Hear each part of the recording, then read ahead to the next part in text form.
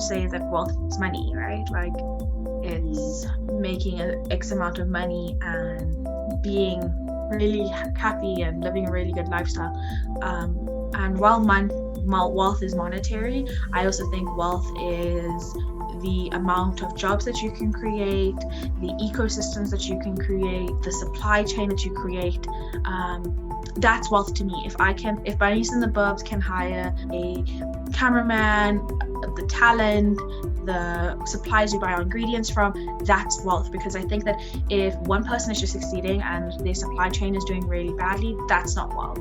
Wealth is wisdom, wealth is sharing. So I've learned, especially in the last year and a half with COVID, there is enough money to be shared with everyone. So one company doesn't have to do everything for themselves. It can be shared across and we can all win at the same time. We can win together, because that's what an African economy is. We're not brought up in these islands of capitalism where everything is for myself, but rather we were brought up with ethics of sharing and loving and showing respect and seeding into each other's lives. And I mean, why would we do that culturally and economically? So I'm learning that wealth goes beyond the paycheck and rather the impact of the business that you have.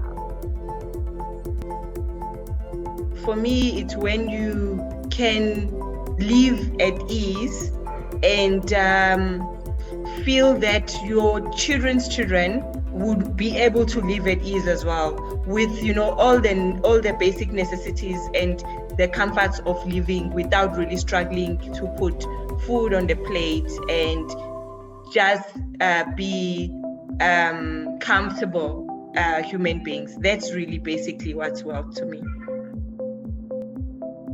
The way I see wealth is very holistic. So I'm just thinking of it in terms of a dowry, if you'll allow me to use that analogy. So as a woman, I'm coming in, and depending on the culture, as a woman coming into a marriage, I want to bring a dowry, and this is something that I, the way that I've sort of trained my children. You bring something into a relationship, and everything. So wealth actually encompasses all of that, including the financial resources, the wisdom that we've been talking about, the experiences and your past. All of that becomes part of what you're bringing into a partnership.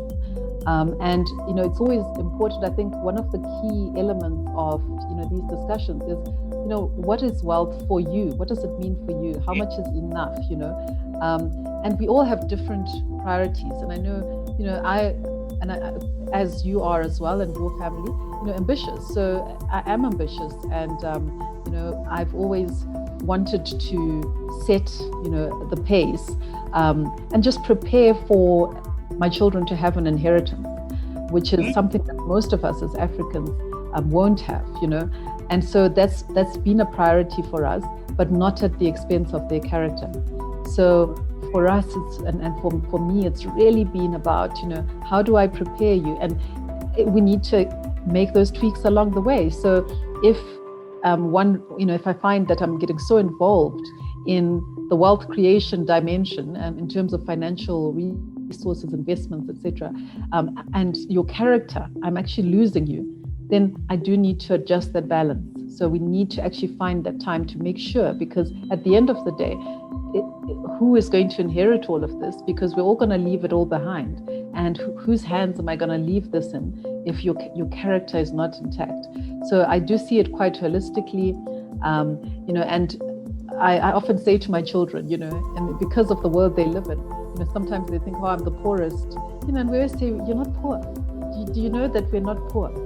And just because we choose not to live on, or maybe use all of the resources we've got for here and now, and those are decisions that different families make. So people decide all sorts of different, and because they have different priorities.